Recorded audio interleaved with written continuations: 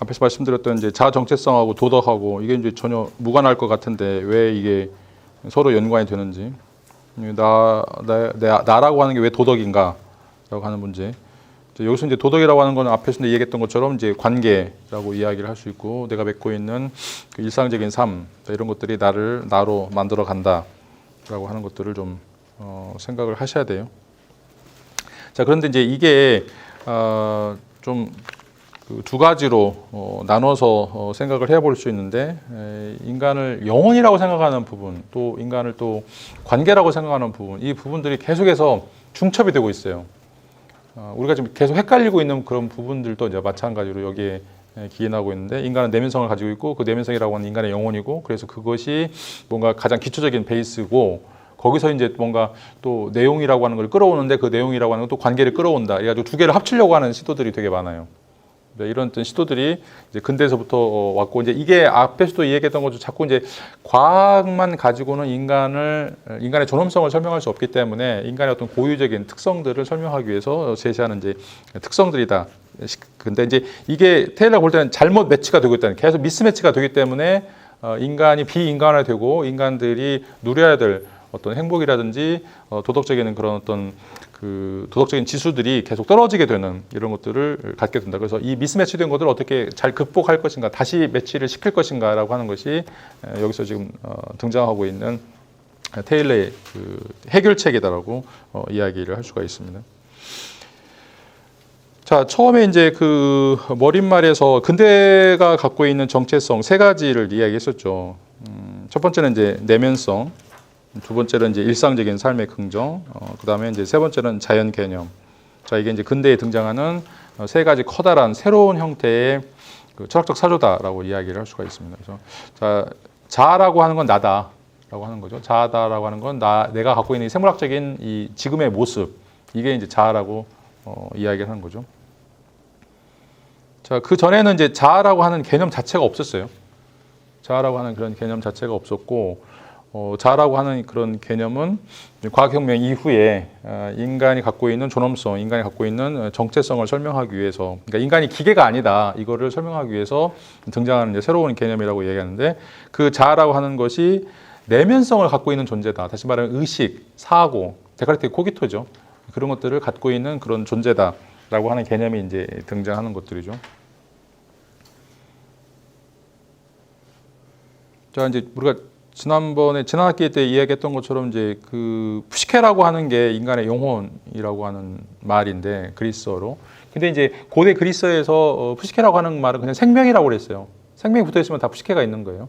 근데 이제 푸시케가 영혼이라고 하는, 특별히 인간이 갖고 있는 이성적인 특징으로 바뀌게 된 게 이제 플라톤이 생각할 때 인간은 이성적 존재이고 합리적 판단을 한다. 그게 어디에 있느냐라고 하는 거죠.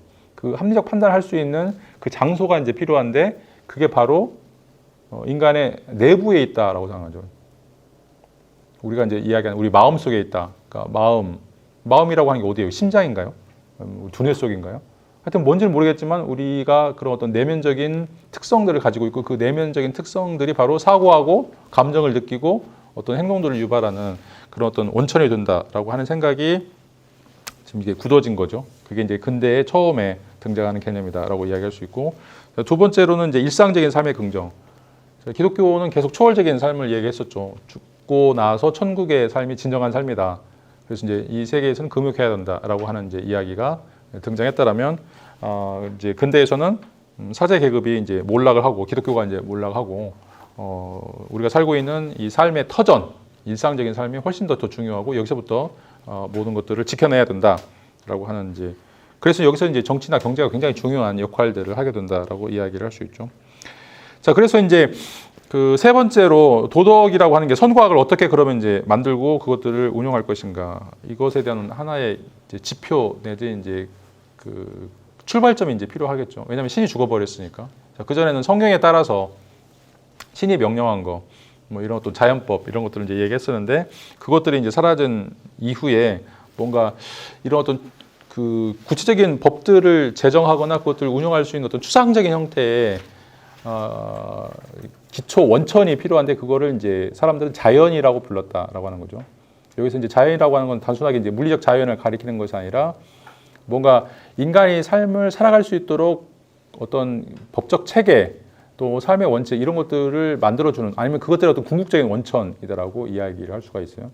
뭐 동양의 도라든지 리라든지 이런 개념들이 서양에서는 이제 자연의 개념으로 나오게 된다라고 이제 이야기를 할 수가 있습니다. 그리고 이제 근대가 이런 방식으로 이 세 가지 개념에서 출발하면서 이제 도덕이 만들어지게 되는데 그 도덕의 요소들이 첫 번째는 이제 고통의 회피죠. 무조건 윤리적인 삶을 산다는 것은 남에게 피해를 안 주는 거예요. 남에게 생물학적인 고통을 주지 않는 것들이죠. 고통은 무조건 악으로 규정이 되고 고통이 아니라 쾌락은 이제 선으로 규정되는. 근데 이제 공리주의가 나오는. 그러니까 윤리를 어떻게 쉽게 정의할 것인가? 윤리를 어떤 사람들이 무조건 따라갈 수 있는 어떤 보편적인 원리로 만들어야 되는데 사람들이 보편적으로 겪는 게 뭐냐? 고통과 쾌락이라는 거죠.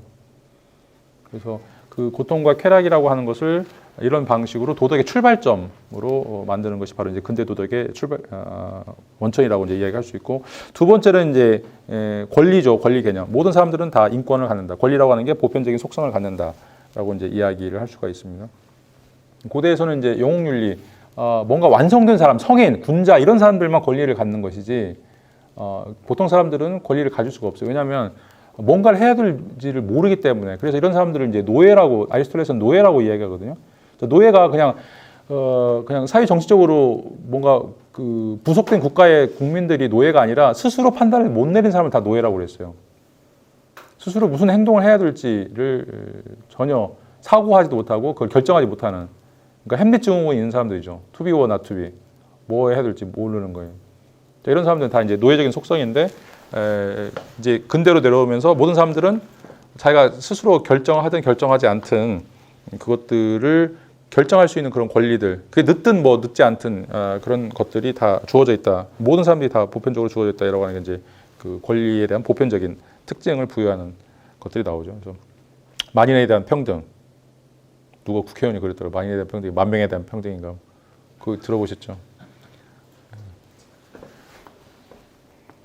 그다음에 세 번째는 이제 그 일상적인 삶을 살 때 일상적인 삶의 책무가 필요하다라고 하는 거죠. 일상적인 삶을 이제 아무렇게나 사는 것들이 아니라 도덕적이고 또 정신적인 가치들을 어떻게 구체화시켜야 될지 어떤 삶의 코드들 이건 어떤 법적인 문제들과 이제 관련되는 것들이죠. 그래서 부모로서 자식으로서 또 뭔가 이제 지도자로서 어떤 삶을 살아야 될지 이런 것들이 이제 규정되는. 근데 이제 뭐 옛날처럼 뭐 지도자 군주는 막 뭐 초월적인 가치를 추구하거나 뭐 천하통일 뭐 대업을 이루거나 뭐 이런 것들이 아니라 굉장히 구체적인 문제, 뭐 상수를 어떻게 해결할 것인가, 뭐 이번에 홍수 났을 때 어떻게 치수를 할 것인가 이런 구체적인 일상적인 문제를 해결하는 것들이지. 저 사람들의 영혼을 막 내가 사해주겠다, 뭐 아니 저 사람들 내가 막 엄청나게 행복하게 해주겠다, 뭐 이런 식의 부황부황한 그런 특징들이 아니라는 거죠. 그러니까 도덕적인 거, 정치적인 가치들을 굉장히 구체화시켜서 어떻게 사람들에게 부국강병이죠. 사람들에게 배불리 먹게 하고 편안하게 삶을 살 수 있게 할 것인가라고 하는 것을 고민하는 것이 바로 이제 일상적인 삶의 책무다라고 이야기할 수 있고, 자, 마지막으로 제일 중요한 거죠. 인간이 가치의 원천이다라고 하는 거죠. 가치가 하늘로부터 떨어지거나 뭐 어떤 신성한 그런 원천을 갖는 것이 아니라 내가 바로 이걸 선으로 규정하고 악으로 규정하는 그것의 출발점이다라고 이제 이야기를 할 수 있죠. 뭐 루이스 파세 같은 경우는 짐이 곧 국가다라고 이제 이야기했었죠. 자기는 그러니까 신으로부터 그런 어떤 권리를 받고 있었다라고 생각했던 것이 이제 그 근대 이전의 사고였다라면 근대 이후에서는 각자 개별적인 사람들이 모두 다 스스로 가치를 만들고 그것들을 활용할 수 있는 그런 능력들을 다 가졌다라고 하는 거죠. 자, 이제 이렇게 네 가지 정도의 그 원리들이 이제 만들어졌는데 이게 테일러가 볼 때는 근대성의 불안, 근대가 왜 아파하는가, 근대가 왜 신음하는가라고 하는 그 근대성의 불안의 핵심적인 그 이유들이 됐다라고 이제 이야기를 할 수가 있습니다. 실제로 이제 뭐 이렇게 보면 모든 사람들이 다 뭐 도덕적인 권리를 누리고 뭐 책무도 다 하고 그런 것처럼 보이는데 실제로 많은 사람들은 이거를 할 수가 없어요. 왜냐면 먹고 사는데 바빠요.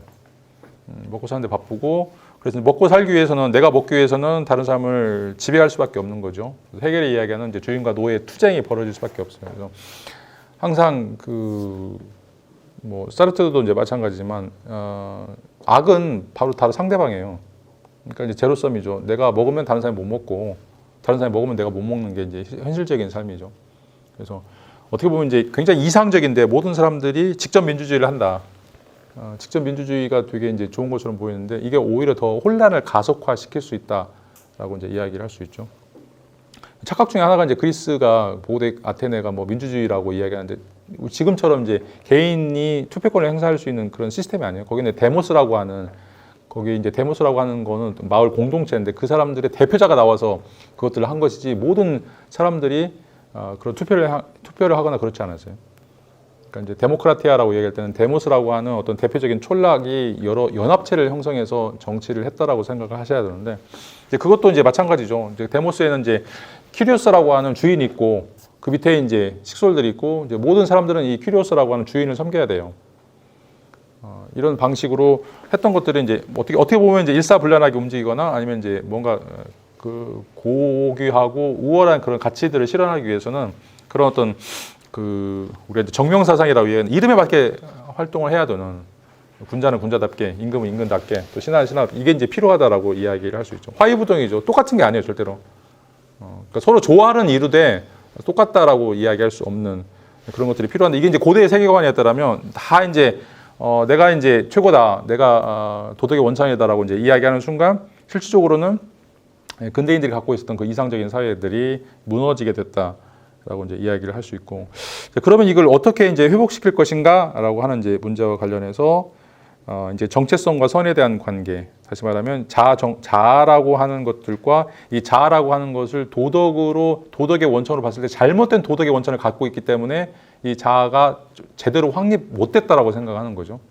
그러면 이제 자아가 제대로 확립되기 위해서는 자아가 정체성을 갖기 위해서는 어떤 형태의 도덕이 필요한가, 어떤 형태의 정말 좋은 도덕이 필요한가 이 문제로 다시 환원될 필요가 있다라고 하는 것들이죠. 그러니까 자아가 도덕의 원천이 되는 순간 이제 무너져 버렸고 그러면 이걸 회복하기 위해서는 자아가 도덕의 원천으로서 어떻게 제대로 기능해야만 다시 진정한 형태의 그 인간의 그런 어떤 존엄성들이 회복될 수 있을 것인가 이 문제가 바로 이제 근대의 문제로 등장한다. 이게 이제 테일러가 볼 때 고민하는 이제 문제의 출발점이라고 이야기를 할 수가 있습니다. 자, 그 다음에 이제 두 번째로 이제 이거를 우리가 이제 도덕 존재론이라고 이제 이야기하는데 다시 말하면 이제 도덕이라고 하는 건 개인에 맡길 수 없다는 거죠.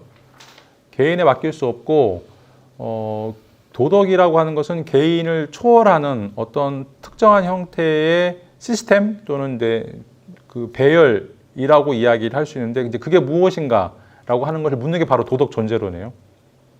그 전에는 도덕의 원천이 신이었기 때문에 그 신학으로 가버렸어요. 그래서 율법이라든지 뭐 계율들을 잘 지키는 것이 바로 이제 도덕의 원천으로서 신의 명령을 지키는 것이니까 그렇게 해서 자기는 도덕적인 사람이라고 생각했는데 이제 그것이 무너진 이후에는 그러면 도덕이 내가 만드는 그런 법칙이 아니라면 이제 그 가운데 부분 필요하죠. 신도 아니고 근데 나도 아니고 그러면 뭐가 돼야 되느냐 그걸 찾아보자라고 하는 게 바로 이제 도덕 존재론인 거죠.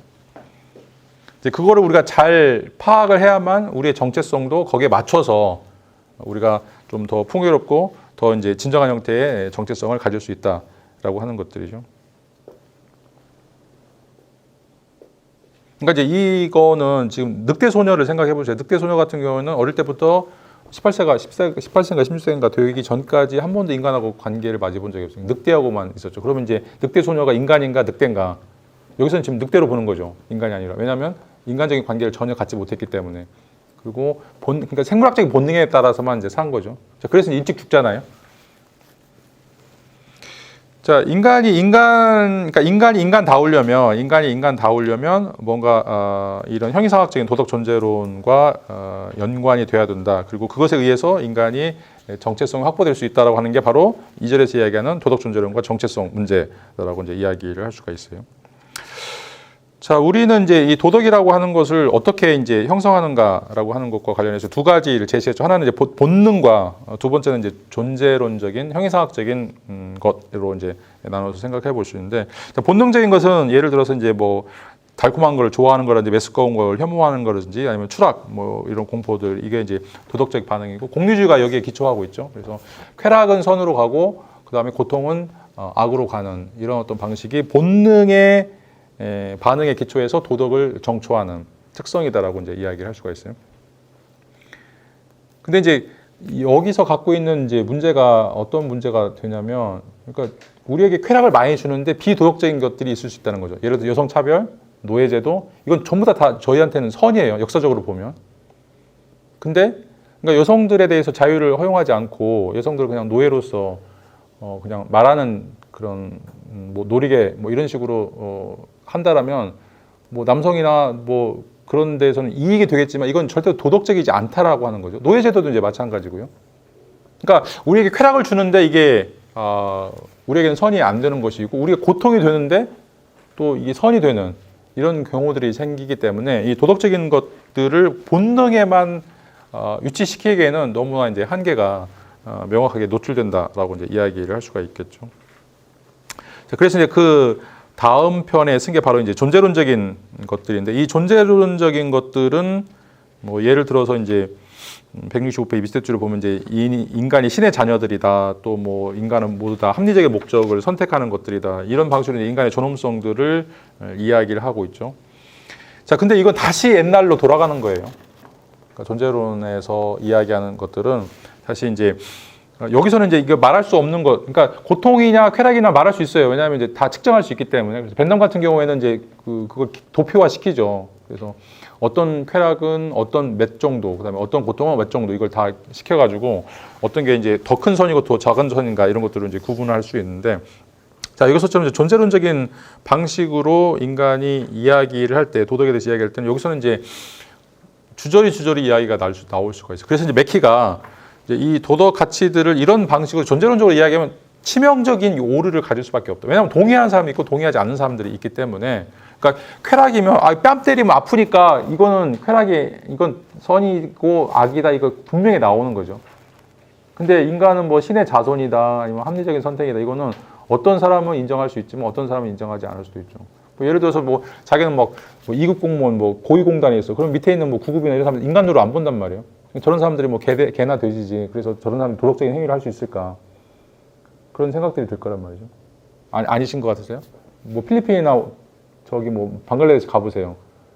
가면 그냥 딱 천박한 것 이런 이야기들이 나와요. 왜? 나는 교육받았으니까. 나는 문명국이니까. 뭐 저 사람들은 너무 미개하고 배우지 않았으니까. 이제 그렇게 했던 것들이 다 식민주의였거든요. 서양인들이 가가지고 왜 기독교 전하고 왜 서양 문물을 전하고 지금 우리도 지금 다 서양 학문을 배우고 있어요. 서양 학문이 뛰어나다고 생각하기 때문에 동양화 가는 사람 거의 없죠.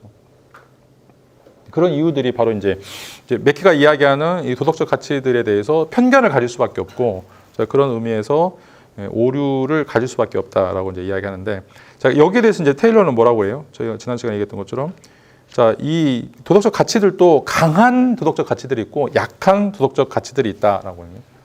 근데 약한 이제 도덕적 가치들은 우리 욕구와 관련된 거라는데 이거는 분명히 이제 오류가 있을 수 있죠. 왜냐하면 사람마다 욕구가 다르니까.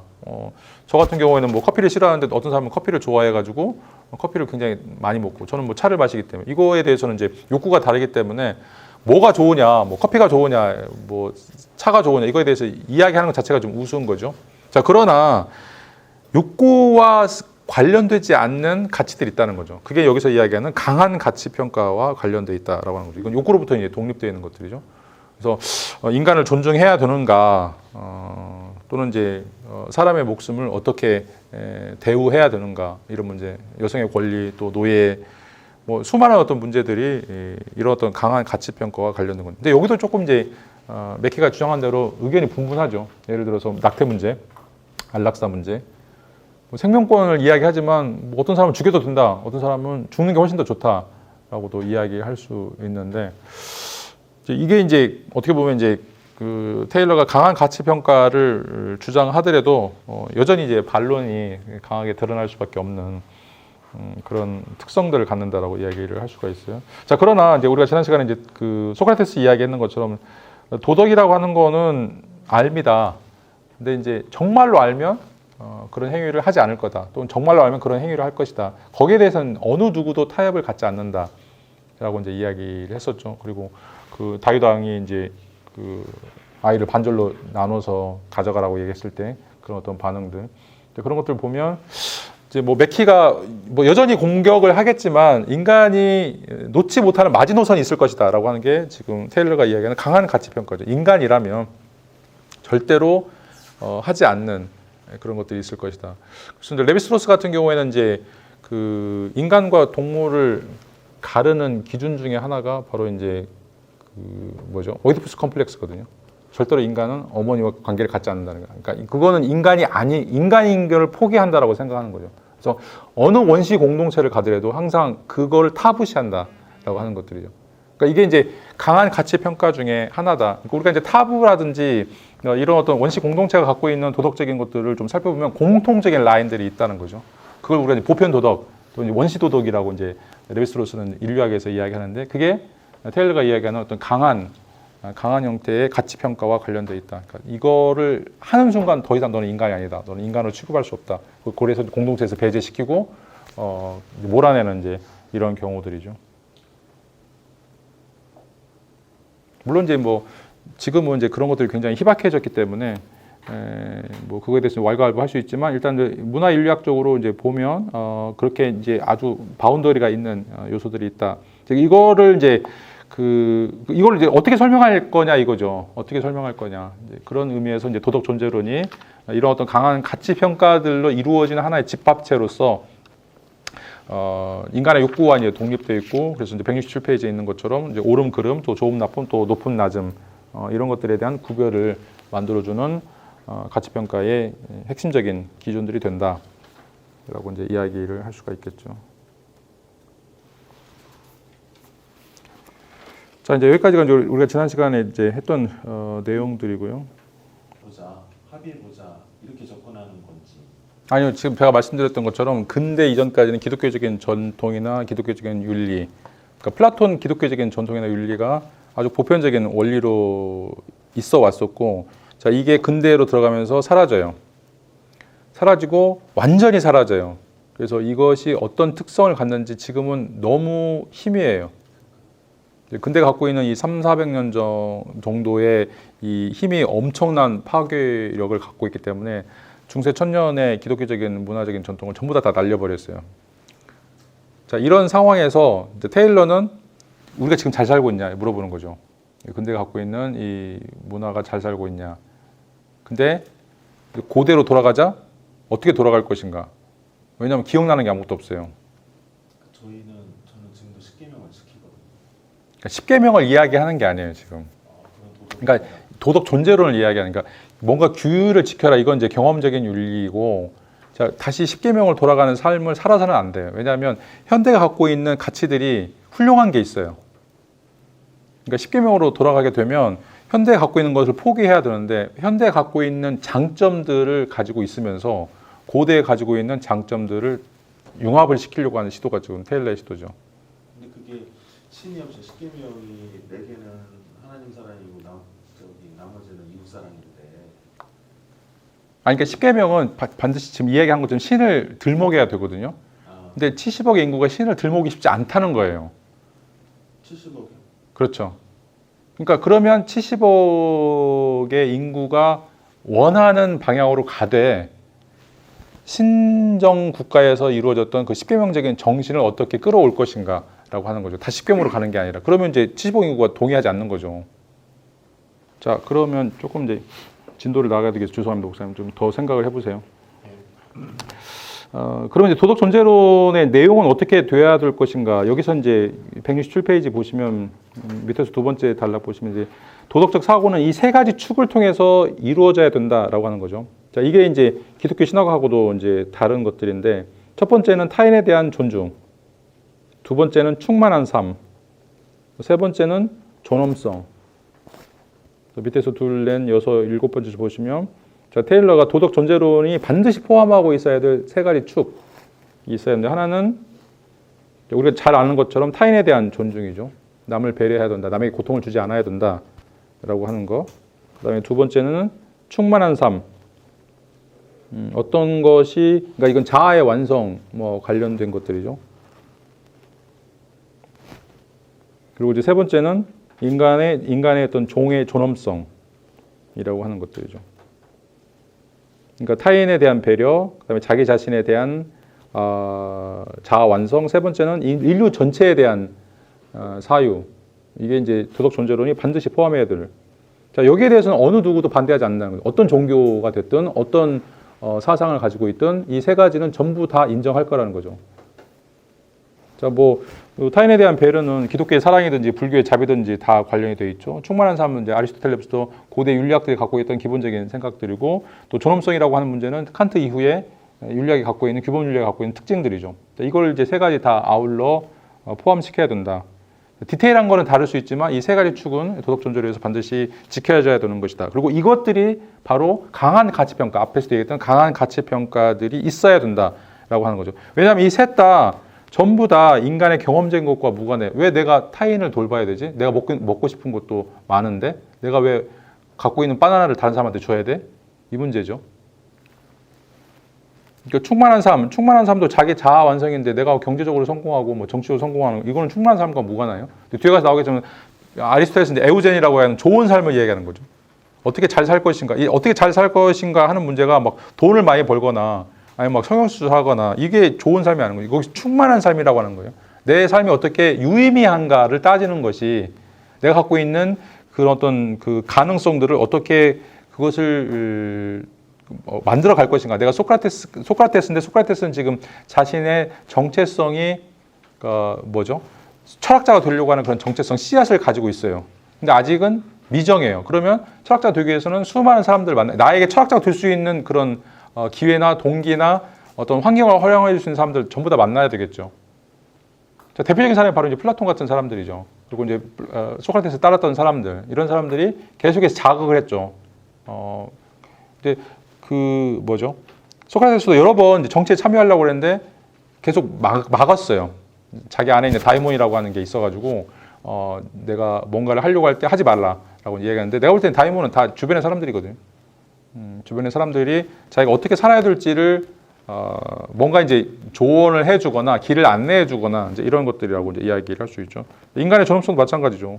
뭐 인간을 그냥 생물학적으로 이야기한다면 존엄할 필요가 뭐 있어요? 인간의 난자, 지금 이제 배아 복제 못하게 하는데 줄기세포 못 만들게 하는데 왜 그럴 필요?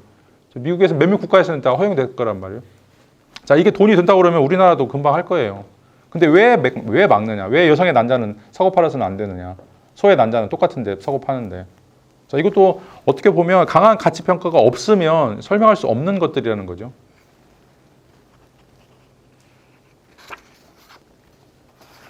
자, 그렇게 이제 이 세 가지 도덕적인 축을 통해서 이제 우리가 이제 해야 될 일들이 어떤 것들이냐면, 자, 이런 것들을 이제 명시화할 필요가 있는 거죠. 명시화할 필요가 있는데, 그게 이제 168페이지에 있는 도덕적 틀 구조와 정체성이라고 이제 이야기할 수 있는데, 자, 도덕적 틀이라고 하는 것을 우리가 이제 만들어야 되죠. 도덕적 존재론에서 이제는 도덕적 틀이라고 하는 것을 우리가 이제 만들어내는 것들이 필요하다. 그리고 이것들은 이제 명시화라고 이야기하는 말로 표현해야 되는 거죠.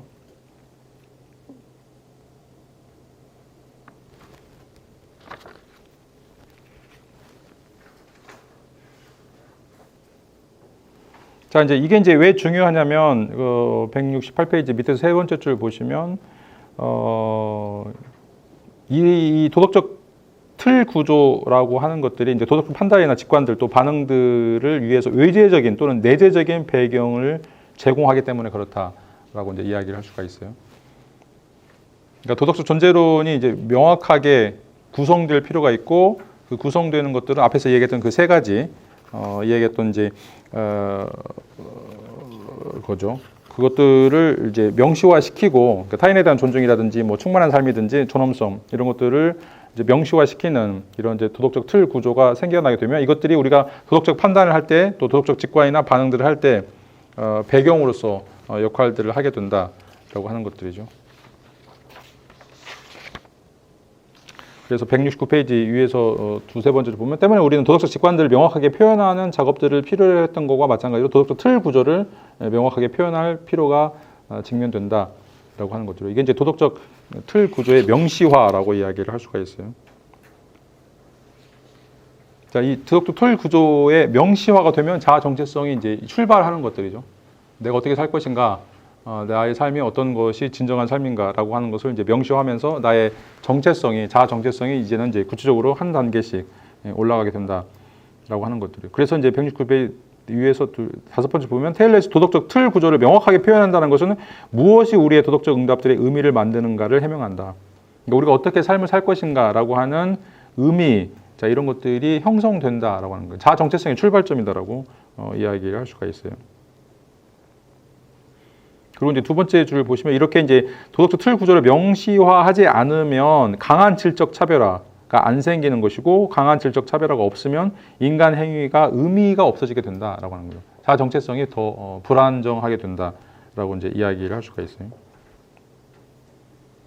자, 도덕적 틀 구조, 그다음에 도덕적 틀 구조의 명시와 이것들은 강한 질적 차별화를 불러일으키고 이것들은 인간의 행위를 의미 있게 만드는 것이고 자아 정체성을 이제 만드는 것이다라고 이제 이야기를 할 수가 있는데 강한 질적 차별화라고 하는 게 무엇인가 보시면 이제 그 세 번째 마지막 절에 보시면 일상적인 목적들과 선들처럼 동등한 등급으로 평가될 수 없는 가치 있고 바람직한 목적들과 선들이 있고 자 이러한 목적들과 선들은 그것이 지닌 비교 불가능성이라고 하는 특수한 지위로 인해서 우리의 경외, 존중, 찬양을 명령한다라고 하는 거죠. 강한 질적 차별화라고 하는 것은 비교 불가능성을 갖고 양보할 수 없는 것들이죠. 그것 때문에 우리가 그것을 갖는 사람들을 경외하고 존중하고 찬양한다라고 이제 이야기를 하는 거죠. 제가 뭐 옛날에 말씀드린 것인데 그 베트남에서 50년대인가요? 티광덕 스님이라고 거기 이제 응우엔 그 대통령이 카톨릭 신자인데 다른 종교를 탄압해요. 그래서 이 사람이 그 프랑스 대사관 앞에서 이제 휘발유를 뒤집어 쓰고 이제 살신성이 나는 뭐 그런 장면이 이제 그 동영상에도 있는데 3,000도가 넘거든요. 3,000도가 넘는데 거기서 이제 가부좌 틀고 한 1분도 안 되는데 미동을 안 해요. 미동. 3,000도, 5,000도가 넘는 그 불 속에서도 전혀 미동하고 딱 쓰러지면서 돌아가시더라고요. 그 장면이 나오는데 누구나 봐도 이제 종교인이면 저 정도 어떤 강한 신념, 그러니까 뭔가 타협하지 않고 이게 질적인 차별성 갖고 그래서 이제 모든 사람들이 그분이 돌아가시니까 또 이제 따라서 뭐 다른 사람들도 이제 입장하시는 분들 되게 많았었는데 그런 게 여기서 보여주는 이제 어떻게 보면 이제 강한 질적 차별다라고 이야기를 할 수 있죠. 거기에 대해서 뭐 동의하건 동의하지 않건 종교라고 하는 게 뭔가 종교인이라고 하는 게 무엇인가 어떤 삶을 살아야 되는가와 관련해서 뭔가 이제 불꽃같이 보여주는 이런 어떤 비교 불가능성이 도덕적 틀 구조의 이제 명시에서 이제 가장 중요한 것이다라고 이제 이야기를 할 수가 있죠. 자, 이게 이제 왜 중요한가라고 할 때는 왜 이게 필요한가 할 때는 이제 밑에서 둘, 넷, 다섯 번째 쪽 이제 마지막 문단 보시면 이제 예컨대 우리의 도덕적 행위에 대한 현상적인 파악은 우리가 질적 구분들을 함으로써 하나의 선 혹은 선들에 대해서 우리 자신을 정향시킨다. 자, 이런 도덕적 명시화가 강한 질적 차별화를 통해서 우리에게 하는 건 뭐냐면 우리가 하나의 선 또는 여러 선들에 대해서 정향된다, 오리엔테이션 된다라고 하는 거죠. 그게 인생의 가장 궁극적인 좌표다, 북극성이다라고 생각하고 그것만을 추구하는 형태로 간다는 거죠. 자, 여기서부터 정체성이 이제 안정화되는, 정착되는 과정이라고 이야기를 할 수가 있어요. 그러니까 이제 나란 무엇인가, 나의 정체성이란 무엇인가라고 하는 것은 이제 여러 형태들 도덕 존재론과 관련해서 그것들을 틀 만들어주는 그런 구조, 그리고 그 구조 속에서 강한 질적 차별화를 통해서 비교 불가능한 어떤 우위의 도덕적 가치들을 발견하고 우리가 거기에 대해서 올인하는 거죠. 올인. 그게 뭐 하나의 선일 수도 있고 여러 선일 수도 있는데 그거에 대해서 우리를 이제 정향시키는 거, 오리엔테이션 하는 것을 통해서 우리가 이제 그것을 따라감으로써 우리가 뭐 이제 기독교인이다, 뭐 불교인이다, 뭐 이런 식으로 이제 그 우리의 어떤 자신의 정체성이 확정되는 이런 것들을 우리가 이제 볼 수 있다라고 하는 것들이죠. 자, 이게 이제 왜 중요하냐면 170페이지 위에서 세 번째 보시면 이런 도덕적 틀 구조는 우리에게 도덕적 지평이 돼요. 도덕적 지평에 대해서 우리가 어떤 삶을 살아야 될지 그리고 우리의 삶의 의미들을 만들어내고 그것을 통해서 이제 강력하게 우리의 정체성이 형성이 된다라고 이제 이야기를 할 수가 있습니다. 그러니까 도덕적 틀 구조, 그러니까 도덕적 존재론에서 그것들을 명확히 한 게 도덕적 틀 구조가 만들어지게 되고 그 도덕적 틀 구조가 이제 만들어지게 되면 그것이 우리에게 도덕적 지평이 되어가지고 삶의 의미를 형성하게 되고 이 삶의 의미를 형성한다라고 하는 것은 우리의 그 자신의 본질적인 모습, 자아 정체성의 핵심적인 출발점이 된다라고 하는 거죠. 자, 그래서 이제 제일 중요해요. 이제 여기 밑줄 치시고 두 번째 문단 보시면, 자, 내가 누구인지 알려면 내가 어디에 위치하는지를 알아야 된다. 그러니까 자아 정체성 문제는 자신의 방향 문제라는 거죠. 테일러의 가장 핵심적인 결론이요. 자, Who am I는 Where am I의 문제다라고 환원하고 있어요. 내가 어디로 가냐, 내가 어디를 향해 있느냐라고 하는 그런 문제인 거죠. 그래서 나의 정체성은 선한 것, 가치 있는 것, 해야만 하는 것, 내가 승인하거나 반대하는 것을 사정에 따라 결정할 수 있는 구조나 지평을 제공하는 참여와 귀속에 의해서 규정된다라고 하는 거죠. 그러니까 이제 나는 누구인가, 나에 대한 어떤 그 정의는 3인칭 시점에서 나의 생물학적인, 그러니까 다른 사람이 나를 봤을 때 내가 갖고 있는 물리적인 몸 이런 거라고 이제 이야기할 수 있는데, 이건 이제 양자역학에서는 없는 거죠.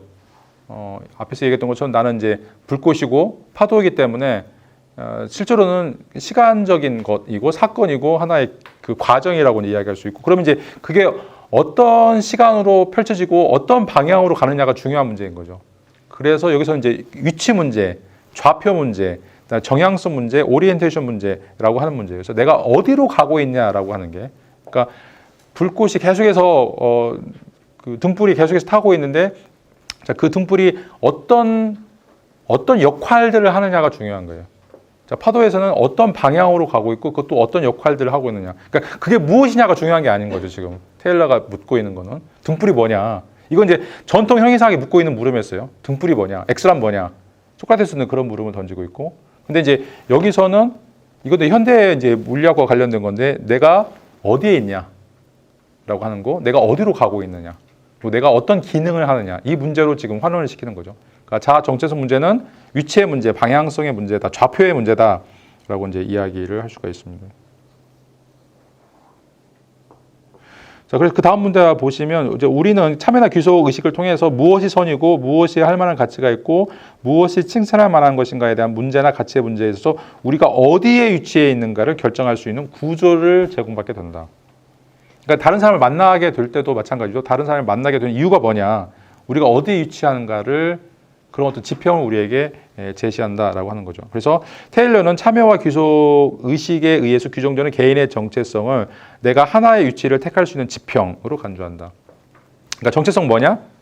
위치를 택할 수 있는 지평이다라고 하는 거죠. 여기도 밑줄 치시고. 자, 그런데 이제 비정향성, 자, 오리엔테이션 없다. 내가 어디로 가는지 모른다. 어디로 가는지 위치를 알 수 없다. 그러면 이 정향성을 상실한 거기 때문에 정체성이 형성이 안 되는 것이다는. 그래서 정체성 위기라고 이야기하죠. 정체성 위기가 뭐냐? 이거는 그들에게 어떤 삶의 가능성을 좋거나 의미 있으며 혹은 나머지 삶의 가능성을 나쁘거나 사소한 것을 평가해 줄 수 있는 구조나 지평이 결여되어 있는 거예요. 그러니까 좌표계를 잃어버린 거예요. 내가 어디로 가는지를 잃어버린 상태. 그러니까 위치를 알면 정체성이 있는 거고, 위치를 모르면 정체성의 위기가 오는 것이다 라고 하는 게 이제 테일러의 결론이다라고 이야기를 할 수가 있습니다. 자, 한마디로 이야기하면 정체성은 정향성이다. 오리엔테이션이다. 내가 무엇을 향해 있고 어디에 있는가라고 하는 거죠. 다시 말하면 내가 어느 공간에 있는가라고 하는 거죠. 어느 공간에 있는가. 내가 어느 공간에 있다라고 하면 그 공간에서 이루어지는 모든 것들이 다 의미 있는 것들이죠. 그러니까 내가 이제 기독교인이면 모든 사람들 다 천사고, 내가 이제 불자면 모든 사람들 다 보살이죠. 보살과 천사는 절대 섞이지 않아요. 왜냐? 나의 도덕적 공간, 나의 도덕적 위치가 다르기 때문에 그런 거죠. 나는 모든 걸 천사로 보거나 아니면 모든 거를 보살로 보는 거지, 이 사람은 천사로 보고 이 사람은 보살로 보는, 이런 것들은 절대 이루어지지 않는다는 거죠. 자, 이게 이제 가장 중요한 것이고, 이제 3절에 가면 이게 어떻게 가능해지는가, 테일러도 언어 이야기를 하고 있어요. 3절에 보면 언어 공동체의 자아와 서사적인 삶, 비트겐슈타인하고 똑같이 가요 지금. 이제 여기서는 이제 언어를 이야기하지만 이제 그 언어를 이제 예술과 관련해서 예술 언어를 통해서 이제 이야기하는 부분이 있고, 또 이제 그 비트겐슈타인은 이제 화용론, 특별히 이제 그 신텍스와 관련해서 인간이 어떻게 말을 체험하고 말을 활용하는가, 그 능력들을 통해서 언어에 대해서 이야기를 하고 있죠. 그러니까 테일러는 언어 공동체, 좀 더 큰 범위 내에서 이제 이야기를 하고 있고, 이제 비트겐슈타인은 언어라고 하는 어떤 그 이제 언어를 쓰고 있는 어떤 개인들에 대해서 좀 초점을 맞춰서 이제 이야기를 하고 있습니다. 자, 이제 뭐 이렇게 해서 테일러가 갖고 있는 문제점 또는 이제 문제 제기 그리고 이제 어떻게 그거를 해결하려고 하는지 정체성 문제를 좀 간략하게 오늘 고찰을 해봤고요. 다음 시간부터는 이제 책 우리가 좀 다시 읽어가면서 이런 문제들을 구체적으로 어떻게 집어서 이제 해결하고 있는지 좀 고민을 해보도록 하겠습니다. 자, 혹시 뭐 질문 있으시면 딱 하나만